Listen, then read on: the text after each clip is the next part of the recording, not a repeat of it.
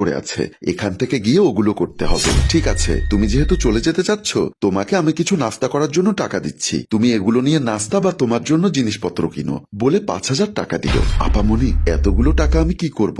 না না, এতগুলো টাকা আমি নিব না। তোমাকে আমার ভাই কিছু বলেনি আমার ব্যাপারে? কাজের মেয়ে রহিমা মনে মনে ভাবলো, স্যার বলেছে ম্যাডাম অনেক রাগী, যা বলে তা আমাকে মেনে নিতে বলেছে। এখন ওনার মুখের উপর কথা বলে ফেললাম, জানি না আমাকে ক্ষমা করে কিনা। কি হলো, তুমি চুপ করে কি ভাবছো? জি বলেছে। আচ্ছা ঠিক আছে, ভুল হলে ক্ষমা করবেন। ঠিক আছে, যাও তাহলে, সাবধানে যেও। রহিমা সালাম দিয়ে চলে গেল। রহিমা বাসায় এসে 7,000 টাকা একত্রিত করে নিজে নিজে ভাবলো, আমার প্রয়োজন 10,000 টাকা, অলরেডি 7,000 টাকা ম্যানেজ হয়ে গেল। কি করে হয়েছে আমি নিজেও বুঝতে পারছি না। এর মধ্যে জীবনও তার স্ত্রী এসে 5,000 টাকা দিয়ে বলল, এগুলো তুমি রাখো, আমরা একটু বের হচ্ছি, আর তুমি দুদিন বাসায় এসো না, কারণ এখানে তুমি একা একা কি করবে আমরা যদি বাহিরে থাকি। ম্যাডাম, আমার মাস শেষ হয়নি, কিন্তু আমাকে 5,000 টাকা দিয়ে দিলেন, এর আগে দিয়েছেন 2,000 টাকা। আমি তো